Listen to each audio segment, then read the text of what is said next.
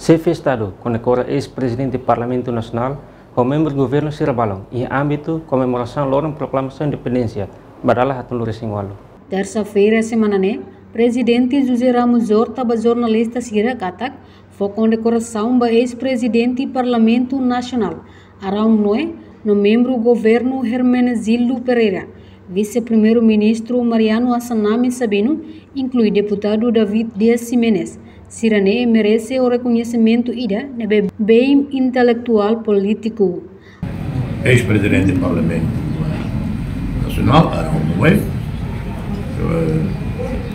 Dr. Agil Pereira, membro do governo, nós deitaria membro do governo, que nós vamos lá no serviço uma casa não voto senana, e a CNT, responsável nessa técnica da negociação de fronteira marítima. Não havia tempo luta, na rua, na Tolo e a Sydney, na Camuto, o Abel Terrestão, ao Agil Pereira, Inês Almeida, Abel Guteri, na causa de estratégia, organização, vote e a Bonana Ninara. O look temos já, quando o Mão Senana será conhecido em mundo. Agil, uma cabeça. Então, merece reconhecimento intelectual, acadêmico, político.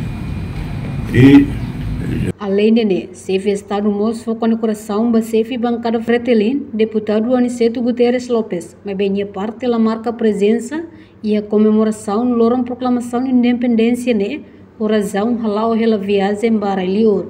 No presidente Horta se foi condecoração do presidente bancada Fretelin e Loran Selo, bem hiranya fila ona mai Laran. Reportagem Febriana dos Santos, Melania Conceição, televisão Timor Post. Janela informação by Emma Hoto. Atu atena informação atual dia Gliu, que tá halua. Haneha botão subscribe, like, halo comentário, no faz botão ba media social Hoto.